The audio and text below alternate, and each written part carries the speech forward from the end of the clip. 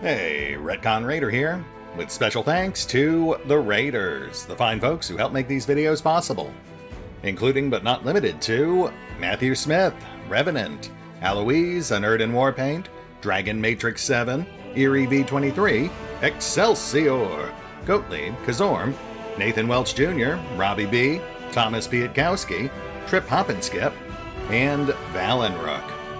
Thanks for your support, guys. That said, let's get started.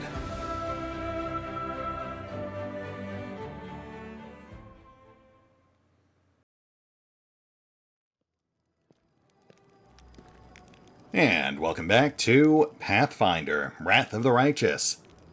As today we settle in for the fabled Lann episode.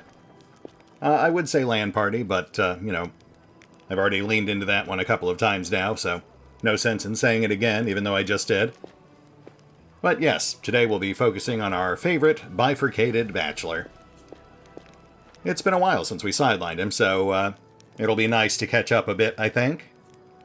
Honestly, I wish we could spend more time with all our companions. That's just one of the main downsides of games like this one, where you have far more companions than slots in your party. But it is what it is. That said, first things first, we've still got some dialogue to work through. We need to learn the rest of his backstory, make sure we've got all those flags set, and then we'll set our sights on Neathhome.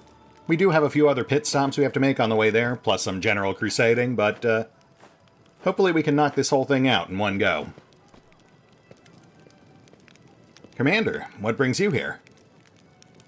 Well, we're just about ready to head back to Canabris, but I thought this might be a good opportunity to finish our chat from earlier. About you. Let me guess. Your first question is, can you wear a hat with your one horn? Am I right? You know, I wasn't going to ask that one, but can you? Sure I can, but certain designs don't suit me too well. Lann speaks in a deadly serious voice. That is good to know. And now that we've gotten the most important question out of the way, let's move on to some small talk. Like, I notice you speak Common a lot better than the rest of your kinfolk. Why is that? Funnily enough, Common isn't all that common underground, Lann says. But your observation is correct. I used to live on the surface with my parents for a while, and had a chance to learn a couple of things. The language, and the fact that every peasant who sees my scaly mug screams, "Demon!" and runs away. I don't know if you're interested, but my mom wasn't from an underground tribe. She was a smuggler, the kind that used the dungeons of Canabris to secretly move and store goods. One time, two gangs couldn't agree on how to share a prime cut, got into a fight, and the winners threw the losers down a hole, dead and living alike. My dad went to check if the corpses had anything useful on them, and he found a girl from the surface, barely clinging to life. An incredible feeling sparked between them. Or maybe the girl just liked men with scales and a cat nose. That might be it. One way or another, he got her back on her feet, and he later even left his home caves. She left her smuggling behind, and they began an honest life together. That's the delightful story of how old Lann came into this world. The next chapter, however, my family and I never stayed in one place for long. We lived sometimes on the surface, sometimes underground. We couldn't find a place to call home. Living in the caves was hard on my mom, and my dad's appearance raised too many questions in Mendev. They're at war against the demons, after all. In the end, my parents decided to stop making each other miserable and separated. My father and I returned to our tribe. I think the peasant screaming "demon" had something to do with it. Or maybe Dad just couldn't stand life without rat tail soup. I wouldn't rule out the possibility. Is that why you were so eager to come with me? To see the surface again? No, that wasn't it. I just don't have much patience for certain types of creatures. Demons, I mean. If they want to destroy Canabris, I'll be on the side of the people they're attacking. Lann looks away. Okay, I mean, I guess I've heard worse reasons for people joining the Crusade, but You sure there's nothing else? You're persistent, aren't you? Lann arches the only brow he has, then suddenly turns grim and looks away. Fine. You have a right to know. Did I mention that I was born of a marriage between an Uplander girl and a mongrel from the caves? My birth, hell take me, turned out to be the greatest misfortune for my parents. All because I'm relatively healthy.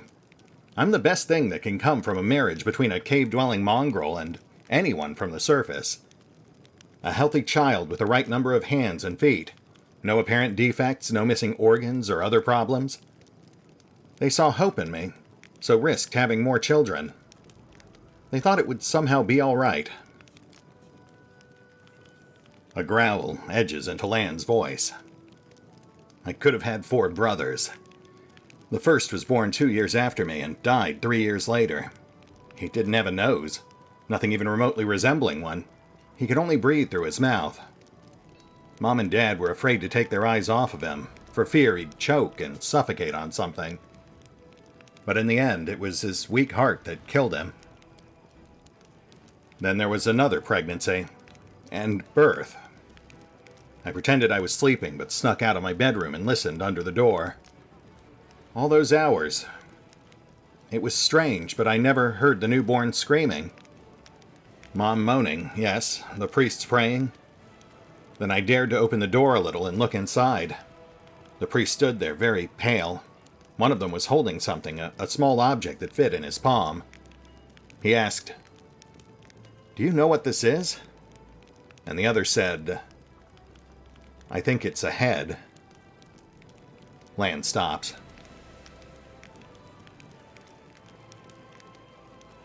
Okay, I've heard enough. You don't have to keep going, Lann. Hell no. I started to tell you, and I'll make it to the end. You want to know why I followed you to the surface? Well, here's the reason. Lann pauses, exhales, and continues in a steadier voice. It turned out that this time, Mom was expecting triplets. The first of the babies was born in pieces, and the 2 others didn't live long enough to draw their first breath. About 3 weeks later, my father took me to the caves. He didn't want to leave. I could see it in his face. But I think my mom and he decided it together. The curse my people have carried since the first crusade stood between them. Not to mention the 4 dead babies. And old age was rapidly taking its toll on my father. After we returned to the cave, he only lived another 4 years. So if you're asking me why I decided to go up with you to the surface and join the Crusaders, well, the answer is, I've always wanted to. I was afraid to leave my tribe, but it always haunted me that I'd die in a world where 4 crusades could do nothing to stop the beast from the abyss, and the number of victims just kept growing. I want to change that, or at least try to. And if changing things is too much to ask, then at least I get a little revenge. The ones who are behind the world wound owe me a great debt. The lives of 4 brothers, all my mother's tears, my father's broken heart. It's a lot. It's so much that killing a couple of demons won't do it for me. I want to do something real, and I'm ready to pay any price. Call it my personal crusade if you like. Lann gives you a slanted grin. I used to think that things would be better if I'd never been born. But now I think I was born for this. To settle the score. Man, that is some rough stuff. But, I mean, it does go a long way towards explaining why Lann is who he is. And, you know, I think, all things considered, that is something that Vex and Callistria would both appreciate. If that's how you felt, why didn't you join up earlier? I couldn't just abandon my tribe. I'm their best hunter. They'll have it much harder without me. But now that the demons have nearly destroyed Canabras and the caves almost collapsed on our heads, sitting and waiting it out just wasn't an option anymore. Anyway, I'm more useful up here than I am down there. Plus, the chief let me go, which means my debt to the tribe has been paid. You know, your mother could still be out there somewhere. We could put out some feelers, maybe try to track her down. No. The word flies from Lann's mouth faster than an arrow. Then, after a pause, he continues. I don't want to meet her, not because I feel any resentment. It's just that she's a half-elf. She's barely got her first gray hair, and I'll be a ramshackle old man. She's buried enough children. There's no need to make her witness the death of another one. I hope you understand. Oh, Lann. It's interesting. I almost get the impression that he's almost afraid that those sorts of emotional attachments would dilute what he's now convinced himself is his life's purpose. His quest for revenge. You know, the more he has to live for, the harder it is to make that ultimate sacrifice he's trying to build himself up to. You know, just because things didn't work out with your parents doesn't mean that it has to go that way with you. There could be someone out there for you. What? And break my beloved's heart when I die in her arms 5 years later? That's a fine thing to do to the person you love. And again, there's a chance I'll inspire some tragic bard to write a tearful ballad. Yeah, maybe. Thanks for sharing, Lann. Thanks for listening. You mentioned mongrels have shorter lifespans. You don't look that old. If you don't mind me asking, how old are you? Lann chuckles. I'm as old as I look. No surprises there. But remember Sull? He's 10 years older than me. I remember him back when he was a fearless warrior. And day by day, I watched him turn into an old man. Him and my father. It happens very quickly. First, you miss a shot because you don't see the target as clearly as you used to. You think it's because your eyes are tired. You tell yourself it'll get better in the morning. Then you notice you're having trouble breathing, that climbing is harder than before. Lann clenches and unclenches his human fist. Your fingers stop bending. You have to tie your sword to your hand. You can't even put on your greaves without help. When you're washing your face in a stream, sometimes you catch sight of a gray-haired, wrinkled old man you don't recognize. And this goes on until one day, you come across a cave beast and you realize you can't outrun it. Lann takes a deep breath. My dad kept diaries marking all the signs, and I saw it too. The last year, I had to help him get out of bed, help him dress, remind him to eat. Sometimes he forgot my name. I told him that we should have stayed on the surface, and he joked that dodging a goddess was behavior unworthy of a crusader. He meant Pharasma. Every morning, I wake up and check how I feel, but there are no signs yet. Even so, I know I don't have much time. I need to do something useful before I forget why I came here. Fair enough. You mind if we talk about Wendu? Are you sure? Lann sighs. All right. Look, we don't have to go into the gruesome details. Just, what was your connection to her exactly? My connection to Wenduog? I mean, where do I start? Lann turns the unexpressive reptile half of his face to you. We grew up together, trained together. She was the chief's daughter. She was groomed to be the best all her life. And then I came along. We were rivals, but we dragged each other out of tight spots, too. I've always been drawn to grand, heroic gestures, sometimes idiotic ones, whereas Wendu liked to roam unexplored passages, finding new caves and making maps. She wanted to be a great huntress, the one who'd make it through the shield maze. But instead, Lann shakes his head.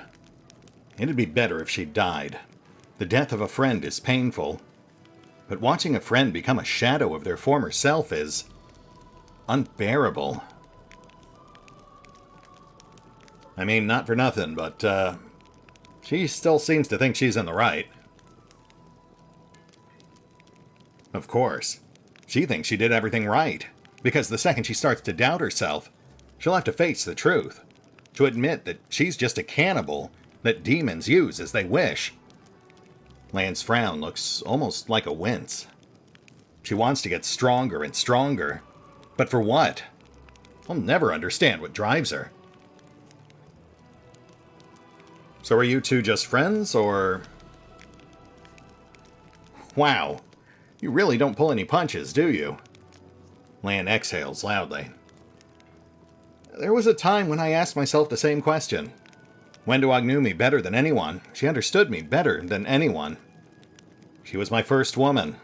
But we never loved each other. Maybe I could have grown to love her, but it always seemed like she never understood what love was. Maybe she just wasn't capable of those kinds of feelings. All right, Lann. Thanks. I think that's it. If you ever want to reopen any of my old wounds, you know where to find me. Yeah, I probably deserve that. But no, I think that's enough for now. I do feel like I know you a lot better, though. So thanks. Sure thing. It is fascinating, looking back at this. It's been a long time since I've actually read that dialogue.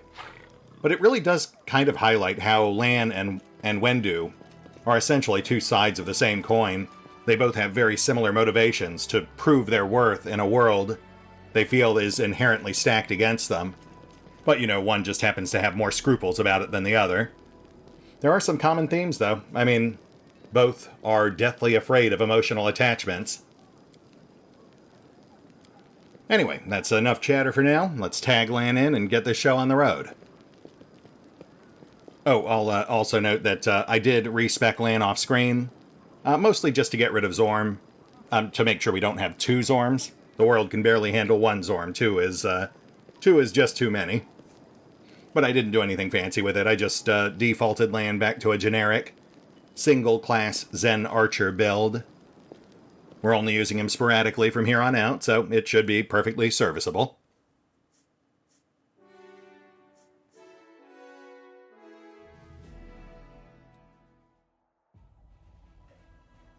Alright, so we currently have 2 armies incoming. We've got a generic rank 3, and we've got Karamzada's group. Oh, right, yes. I already took care of that. That's the reinforcement group from the noble houses, from the second diplomacy event. Which means we can now queue up some new projects. Oh, look at that. We've already got another leadership rank up queued. But we've already got the coronation project running, so that'll have to wait until after. That's another 11 days out.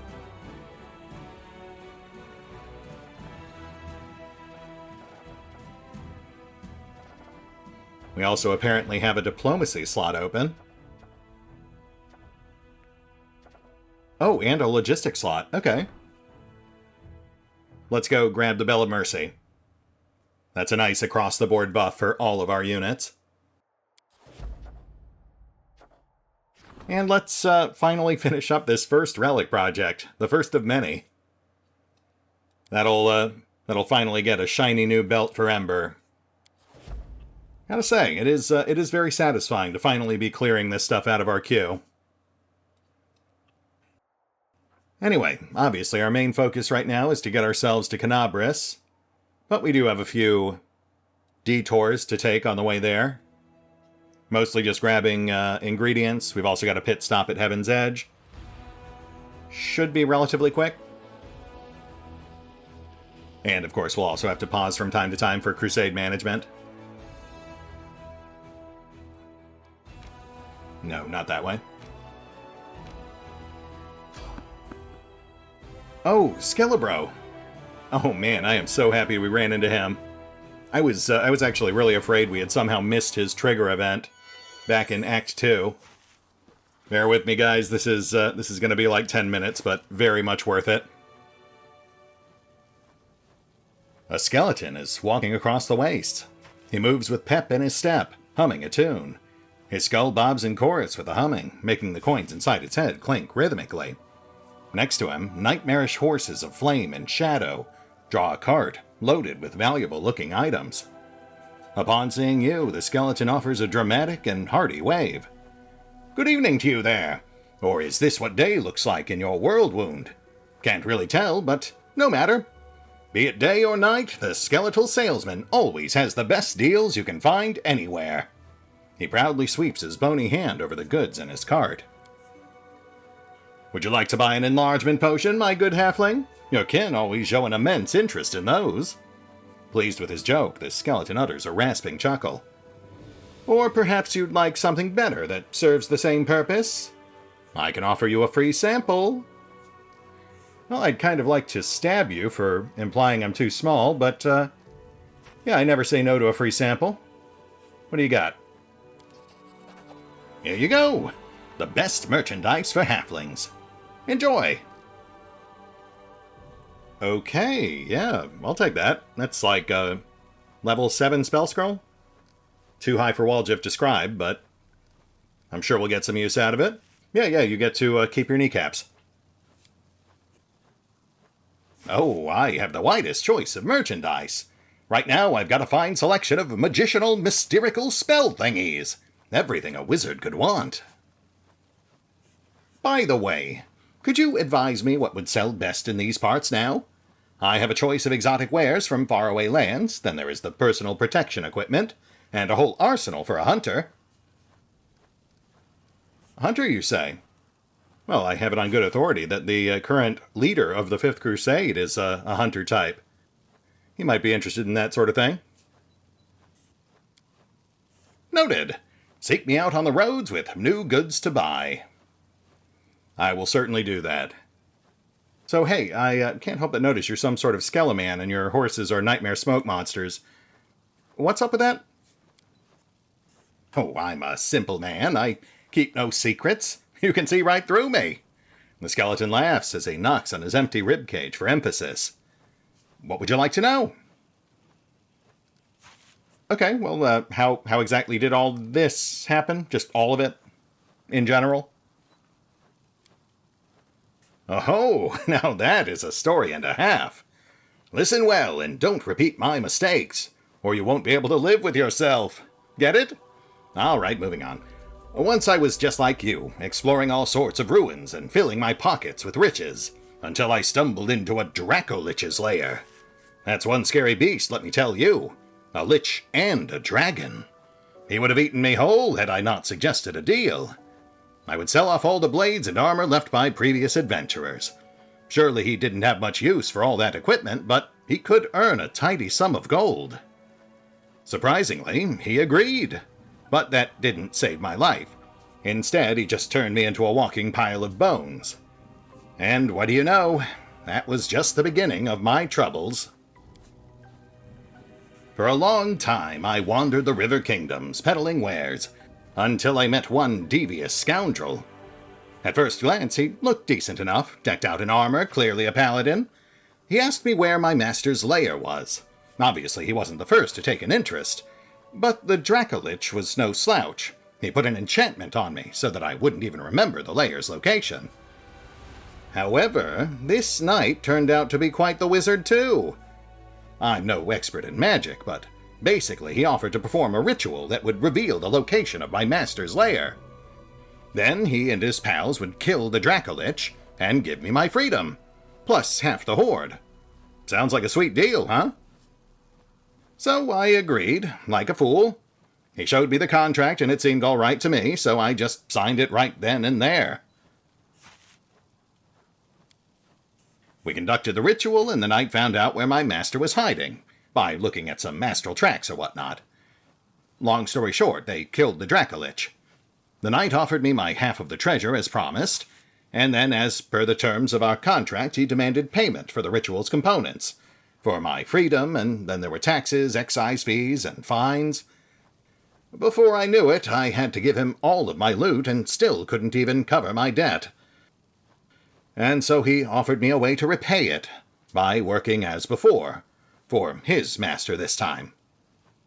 Thus, I'm still traveling, peddling, and all that, until I earn every last coin that I owe him.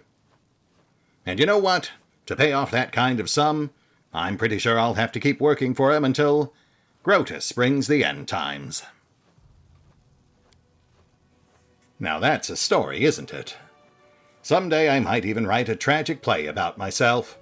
I'll call it Undeath of a Salesman. As for the moral, with a professional air, the skeleton holds up one white finger. The moral of my story is this: watch what you sign. That lesson is free. For the rest of what's in this fine cart, you'll have to pay in gold. You know what? That is perfectly fair. As far as free samples go, that wasn't bad. So, I gotta ask, who took over for the Dracolich? Who's the new guy in charge? Did I tell you the knight looked like a paladin? Well, he wasn't anything of the sort. He was a servant of Mammon, the archdevil of avarice. The skeleton slightly opens his mouth to reveal a single azure coin among the gold. The coin is stamped with the disdainful visage of a devil. That's the one he sold me to, guts and all. Although by then I had no guts, really. Well, now at least if somebody asks me where my master's lair is, I can honestly say, Erebus, the third layer of hell, palace of the royal treasurer. Entrance by appointment only. Yeah, that's rough. You know, I've got a few tricks up my sleeve. I could maybe take a stab at trying to free you from this thing. No thanks. The skeleton waves you away with both hands. Been there, done that, only made things worse. I've had enough help, thank you very much. I'll make do. All right, man, fair enough. Just thought I'd ask. So what do? Just wander around out here trading with whoever you run across? You bet. What do I care which side of yours is winning, anyway? Both are buying my wares, business is booming, everybody needs a weapon and a good set of armor. You sell one thing, the next day they bring it right back, all ragged and full of holes, looking for a replacement. Sure, this war will probably end one day. Maybe the Crusaders will finally patch up that abyssal hole, or maybe this whole region will fall through it. That's when I'll pack up and go elsewhere. Golarion is a big place. I can always find new customers. Yeah, I imagine he'll be a fixture in all the campaigns. All right, thanks for the answers. You're very welcome. Talking is easier than dragging a cart. I can wag my tongue all day for free, even though I don't have one. Show me what you got. The skeleton joyfully rattles the coins in his skull. Here, take a good look. Pick anything you like. Buy all of it. Ah, Skelebro. It is good to see him. Not just so I can dust off my old snake oil salesman from the old Deadlands campaigns, but also because he is our only source of haramakis. Those are specialized pieces of light armor that can be used without proficiency by casters, such as Waljif and Ember. Generally speaking, the AC isn't going to be anything great. It's basically leather armor, specially made just for mages. But it will free up their arm slots, their bracer slots, so we can now use those for other things, while still giving them some decent AC. It also frees up spell slots, so we don't have to rely on mage armor as much. Might as well grab all three. We'll toss the third one to Nenio. But yeah, then aside from that, Skelebro's got an assortment of other really nice, unique items you can't find anywhere else in the game. I don't know if we need any of this stuff. It was really just the haramakis that we wanted from his mysterical magi thingies collection. I look forward to running into him again. Next time he'll have a nice assortment of hunter gear for us. And I seem to recall him having some really nice belts. Though, obviously, we'll have to stockpile some more gold before then, because we are pretty much tapped.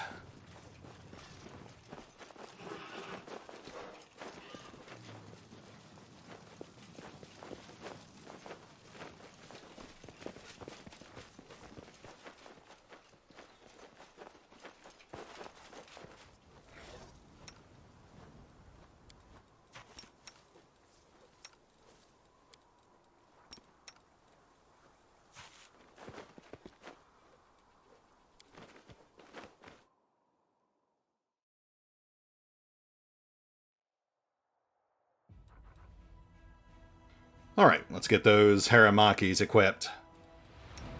As aforementioned, the main benefit here is that it'll free up our bracer slots and reduce the number of mage armor spells we have to cast during buff segments. We'll have to wait until we're back in Dresden before we do a full gear shuffle. I think I've got a couple of bracers in storage there. But yeah, this gives us more options. And that is always welcome.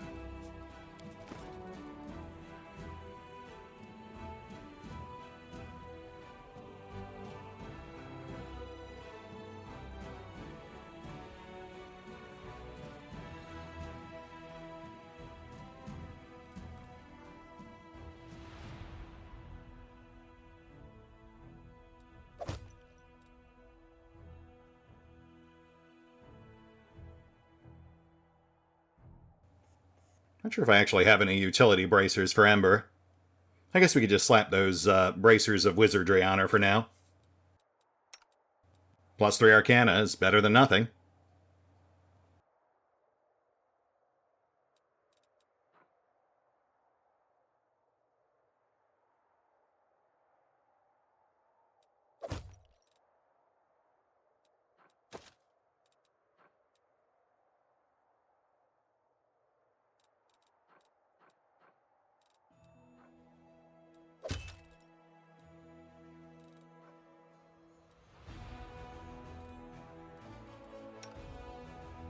Okay, let's push on.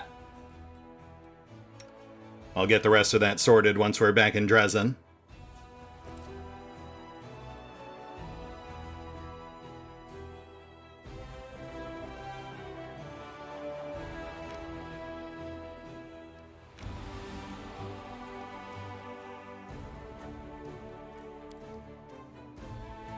Very nice. Onward, my friends. Next stop is Heaven's Edge. Time to finally see what the deal with that key Darren gave us is.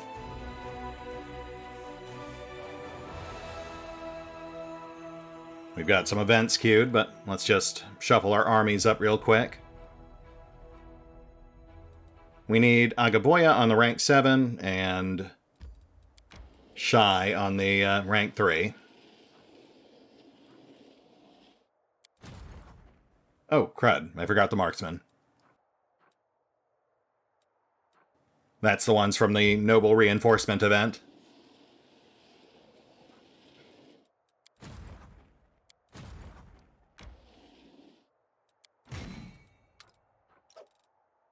Oh, and of course I also transferred the Light Cavalry over to Agaboya's Assassins.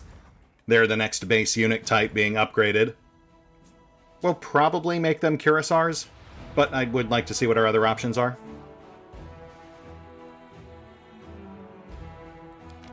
Shy Shankers are just made up of the most viable leftover units we had. Though we will try to bolster those numbers with time. I'll take care of the reinforcements off-screen.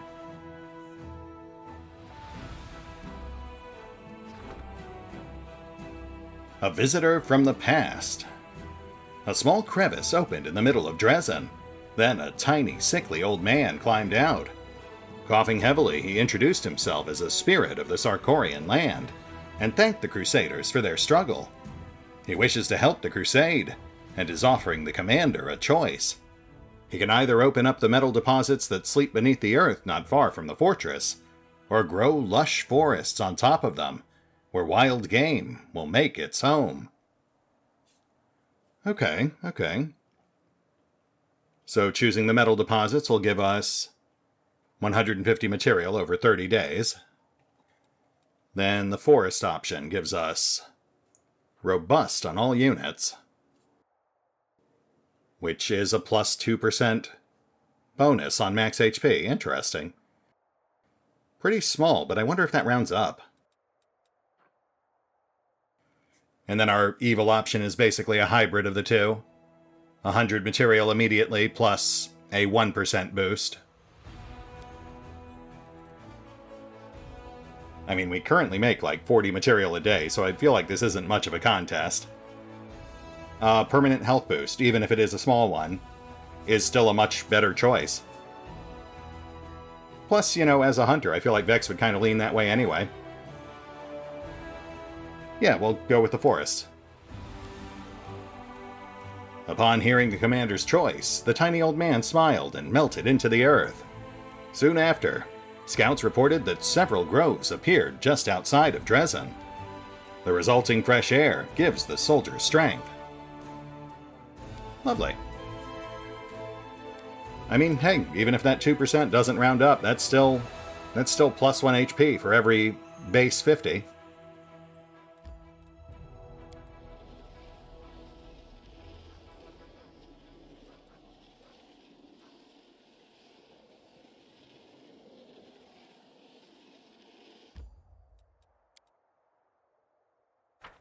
Oh, right, we're exhausted.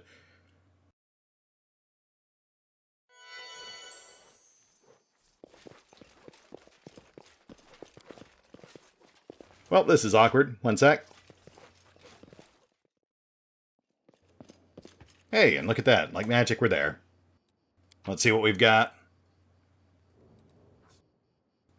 Elegant handwritten note. In this ever-changing world, memory is the only constant. Remember me. D. Oh, that's sweet.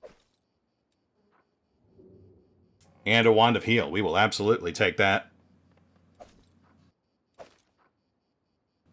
Got a whole dinosaur in there, too. Man, Darren does not skimp on gifts.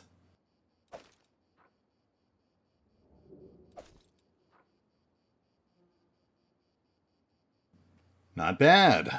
Well worth the detour. Let's flip back out to the world map and we'll get some rest.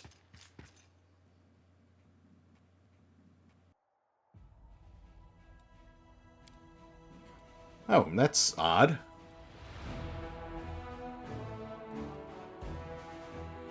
We haven't passed today yet, so we can't... Okay, well, you know what? We'll worry about that in a moment. For now, let's go ahead and get that healing wand equipped.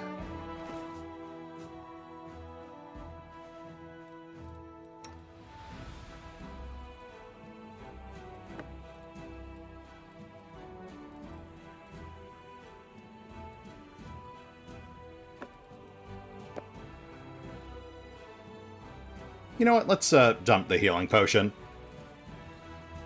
I think Darren can probably manage without it. Alright. Let's get some rest. That should advance the clock. And then we can knock out those encroaching armies. Do you know what would be nice? If we didn't die in the crusade. After, yes, if we win. But if we die before that, that would be bad.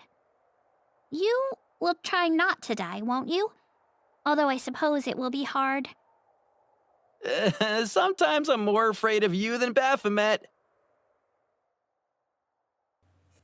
Aw, they're such good friends.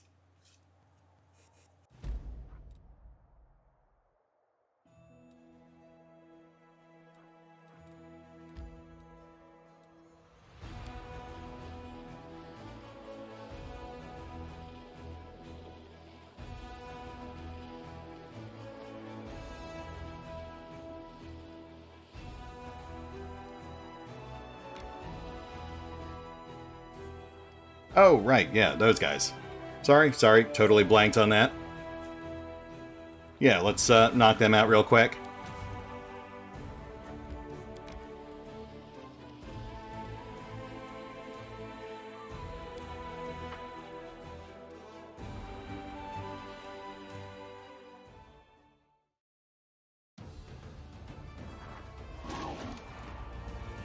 Two spread out for area attacks.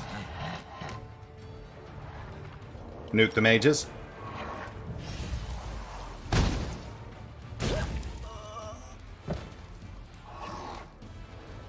Trim the fire elementals. Now the incubi.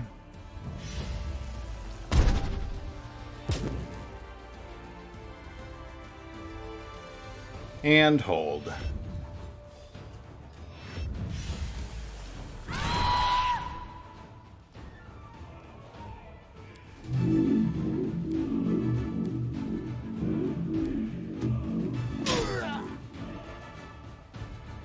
And we're good.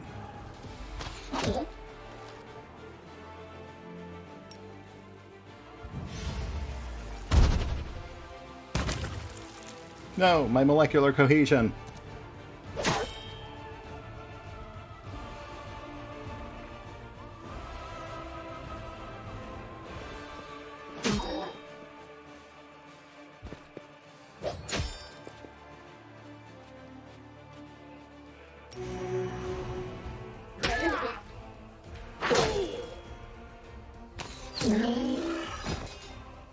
Not too shabby. Barely even needed Agaboya for that one.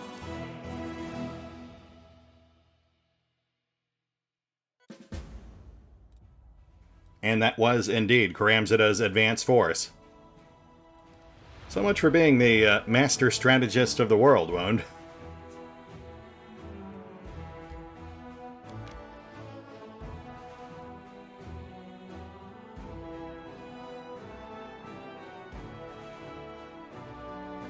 Now let's clear Gloomy Gorge.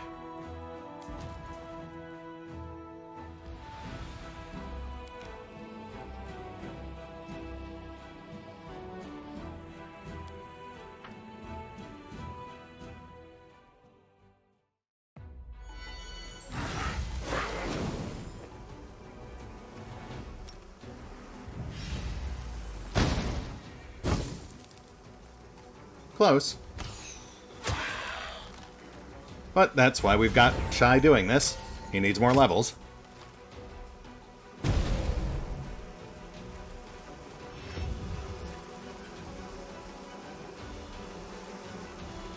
Hold.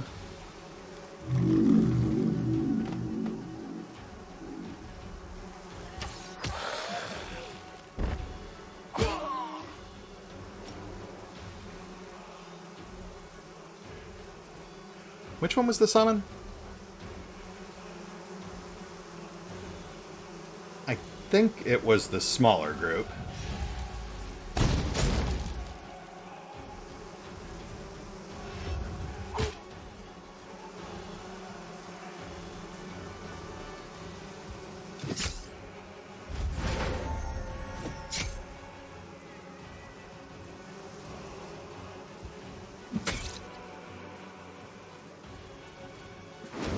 Yes. Okay, good.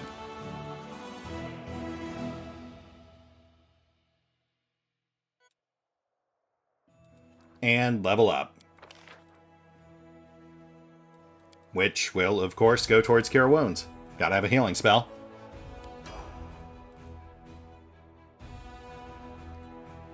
Very nice. Immediate threats are cleared. Shy's coming along. And we do have one more army coming from the south.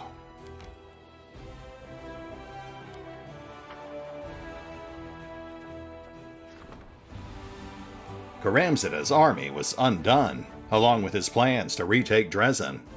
The arrogant leader of the demonic host did not deign to join the fight in person. He took flight, abandoning his soldiers. Yeah, that sounds about right.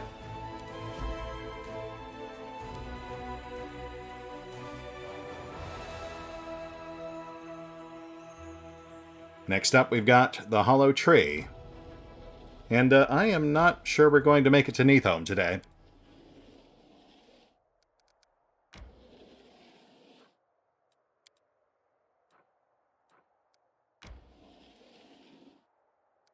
And I think that's it. I think that's the last resource node.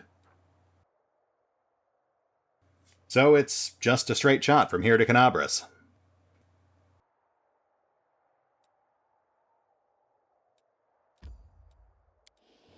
Which will apparently take 2 days.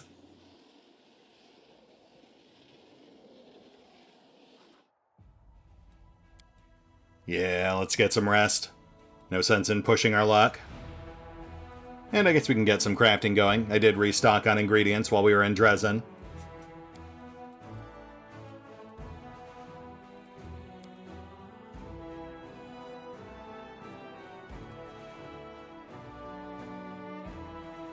Sure would be nice if we could get a mythic brewing kit.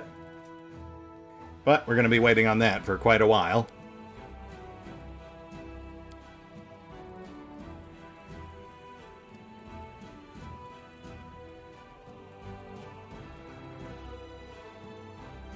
And I guess we'll just do a haste scroll.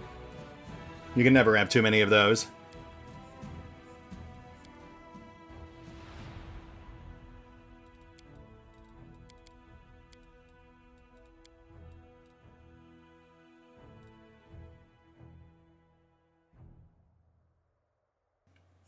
Would you look at that?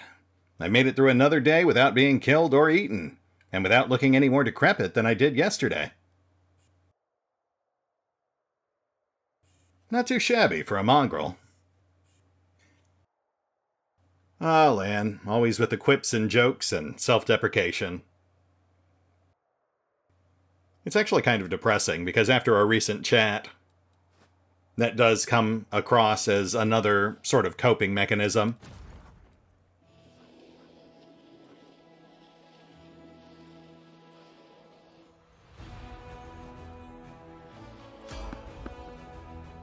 Skelebro?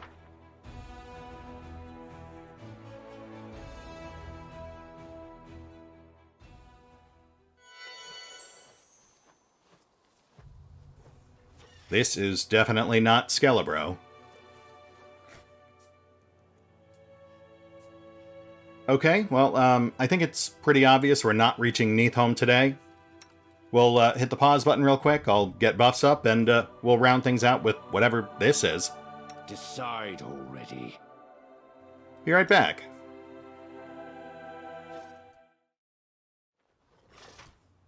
And we are back. Okay, let's see what's going on here.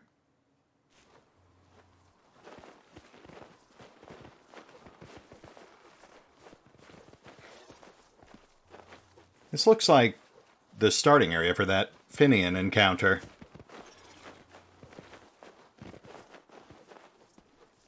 Hello there.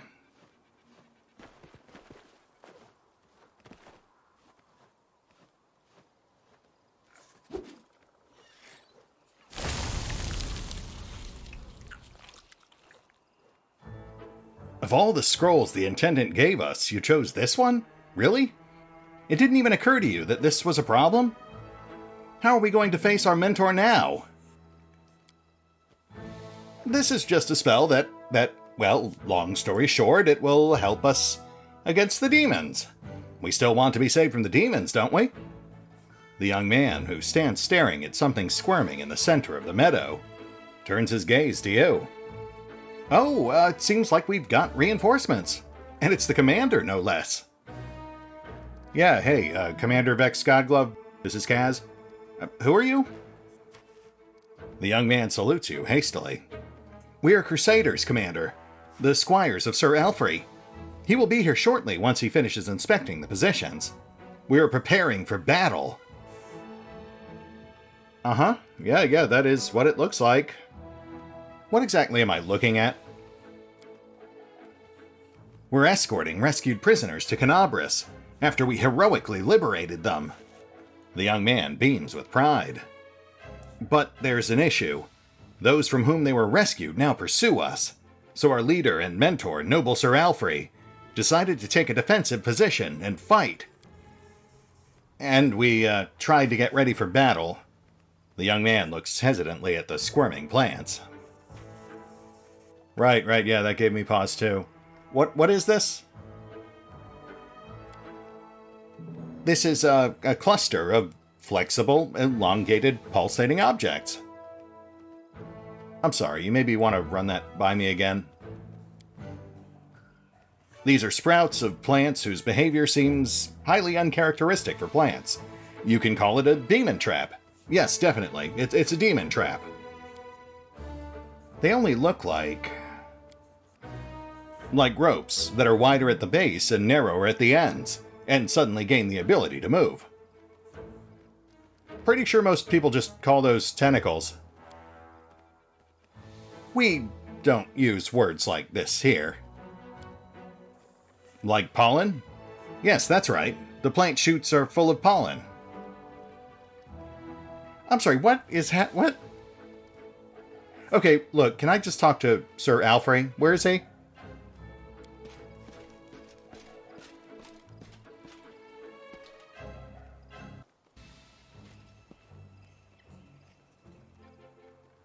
He is here, and hurrying to appear before you.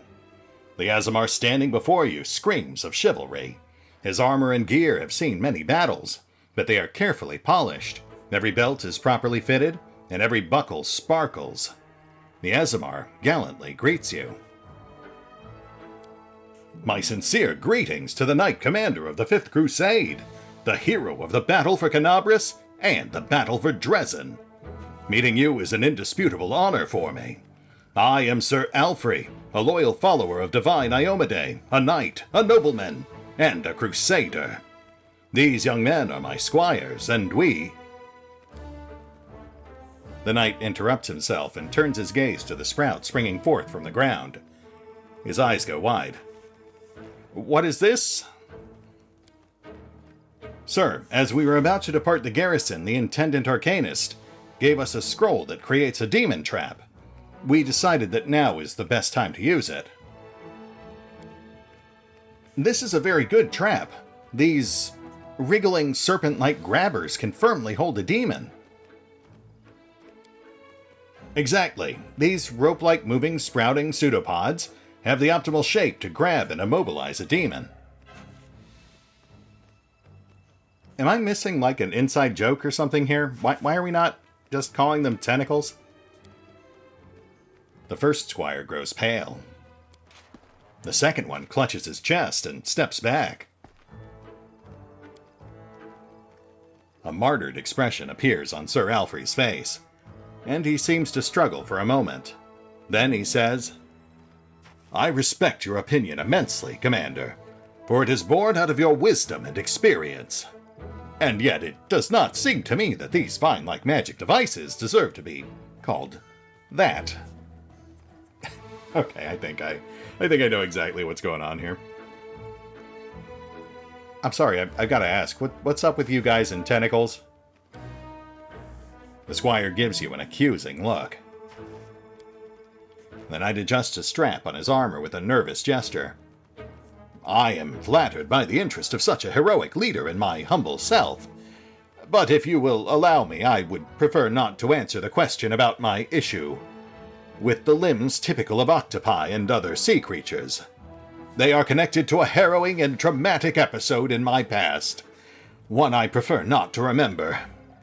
I am positive that, compared to the scale of affairs and tasks the leader of the Crusaders must face every day, this issue is insignificant and hardly worthy of mention.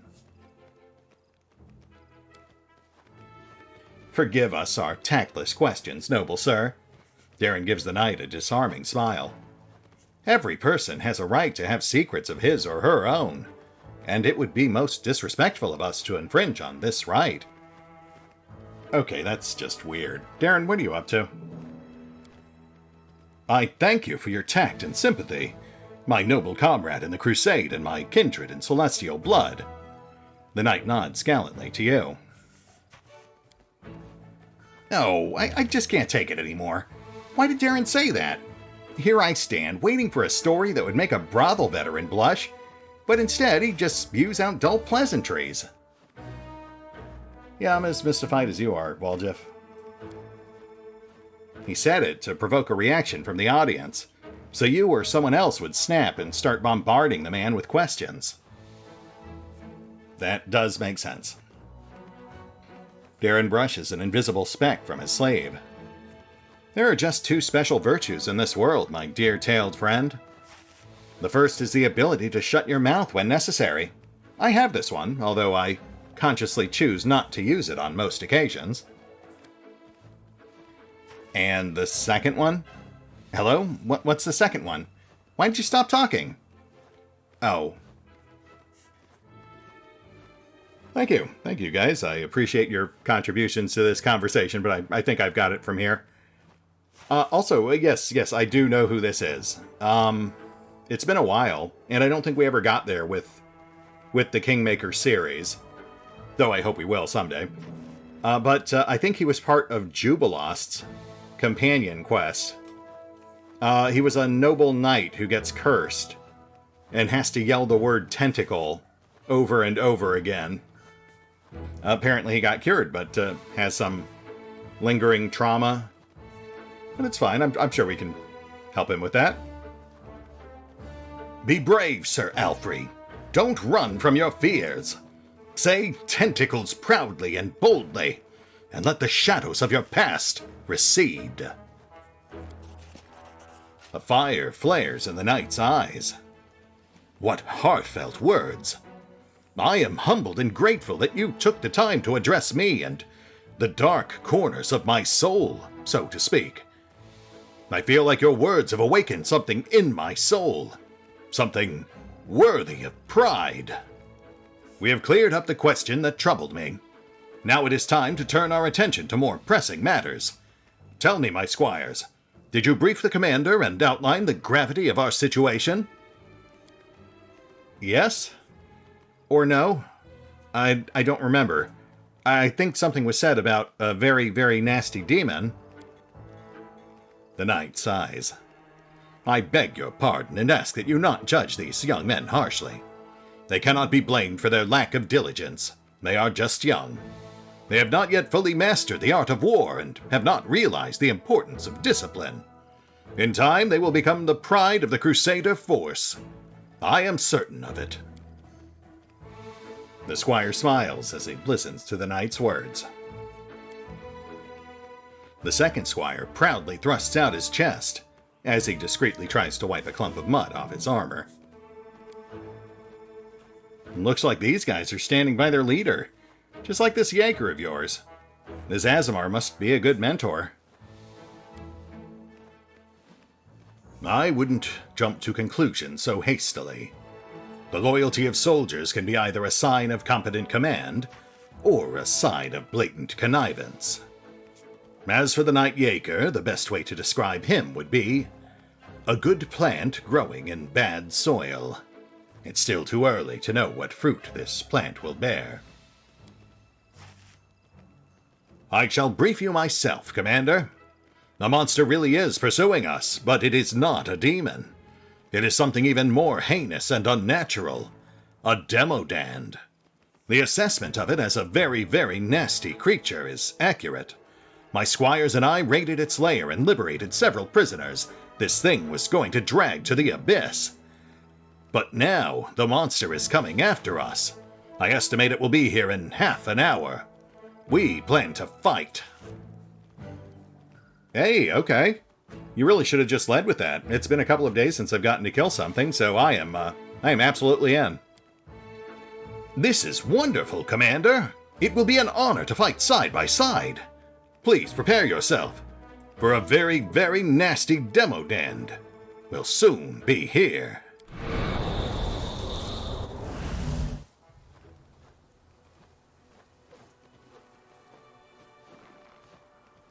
Really? That's it? Wait a second. This is just a very nasty demodand. I was promised at least 2 varies. The creature that appears before you looks alien and disgusting, even to those accustomed to the abominations of the world wound. Very, very nasty is a fitting description. Its flesh seems to boil and melt, and long, dark growths constantly shift and stretch along its flesh. The demodand stares at Sir Allfrey. A mortal with the blood of heaven. I recognize your smell. It was you who dared break into my lair and steal my offering to my masters. For this you will become an offering yourself, you and everyone with you. Are you trying to threaten me with your puny weapon? It would barely scratch me, but I can crush you like a maggot. Hey there. Sorry to interrupt, but I don't think we've been introduced. Vex Godglove, commander of the 5th Crusade, bearer of mythic power. Basically a god among men, halfling warrior without peer, slayer of demodans, nasty or otherwise. This is Kaz. I really feel like you might be, overlooking just how heavily outclassed you are here. You hear that, monster? We're not the only ones standing against you. Our hero and leader stands with us. Be afraid, monster, for the final hour of your villainy in the land of Golarion has come. And don't try to threaten me with your might, your invincibility, or even those... The knight casts a wary glance at the Demodan's ever-shifting skin growths. Disgusting appendages. For the strength of a true knight is not in his shield, sword, or armor. A brave heart is my sword, and my faith in the righteous cause my shield. Yet even more importantly, the knight casts a glance at you, then grins at the monster. This knight has the power of tentacles. Wow. Yeah. Good. Bravo, Sir Allfrey. Man, what a character arc.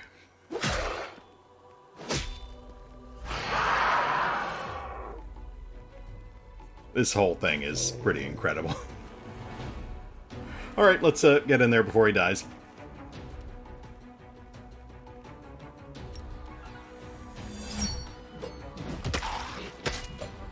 You are nothing before me. Sir Allfrey catches a breath, looking around the battlefield. I thank you for your help, Commander. And I thank you even more for persuading me to confront my fears. No more twisting elongated vine-like things for me. Now when I see tentacles, I will boldly exclaim, "These are tentacles!" Good, yeah, that is certainly a thing you should do. But hey, look, it was my pleasure. I do enjoy killing tentacle monsters. Cutting off the tentacles with which evil grasps our homes and hearts, we make the world a better place, the knight solemnly pronounces. Before you move on to do the great things that no doubt lay ahead of you, allow me to present you with a small gift. A humble knight, no matter how noble, could hardly possess something that would surprise you. But let this gift serve as a memento of our encounter. Oh, that's sweet. Thanks. I like you, Sir Allfrey. You're a good egg.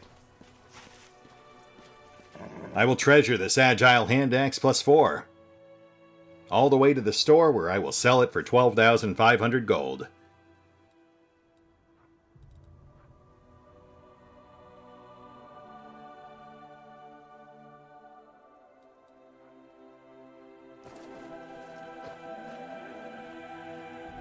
Let's give this place a quick once-over.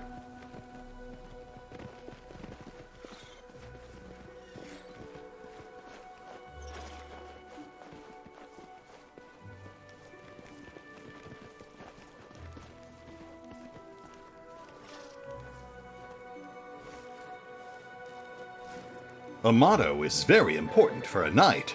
I must definitely explain this to my squires.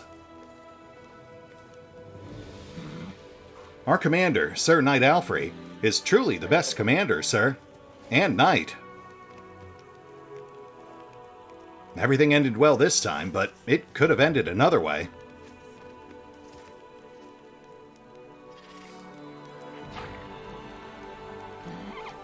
I'll believe we're safe only after I find myself inside the walls of Canabris.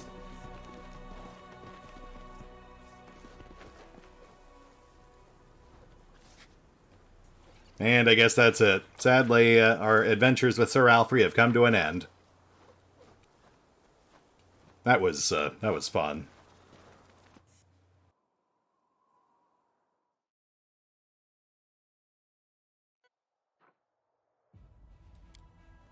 And that is weird. Entering and exiting locations shouldn't be provoking army movement. But it's fine. We'll take care of that next time. We've already got Shy's Shankers on the way.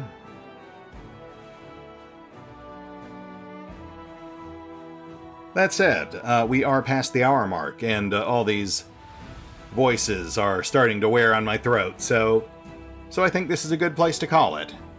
We didn't quite get to what I was hoping we would, which was Sneathome, but I still feel like we got a fair bit accomplished. Especially that last bit with Sir Allfrey. I've never seen that. Though, to be fair, I've only made it this far with one, maybe two campaigns.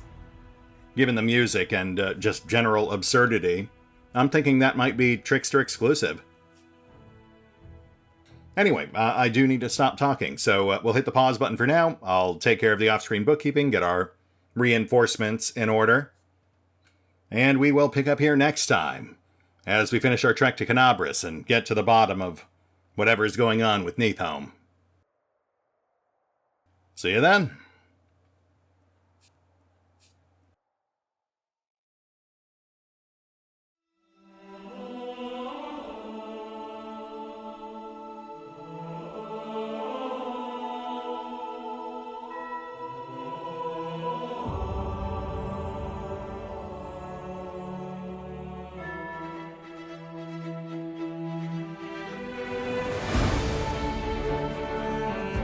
Oh, and remember, although I do love playing Pathfinder, Wrath of the Righteous, you can find out more about the game by visiting the official websites. And if you'd like to help support the channel, then feel free to push the buttons that do the things, or maybe even check out the Patreon, or the new YouTube memberships.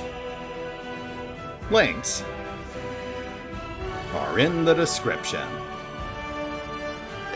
Sometimes I'm more afraid of you than Baphomet.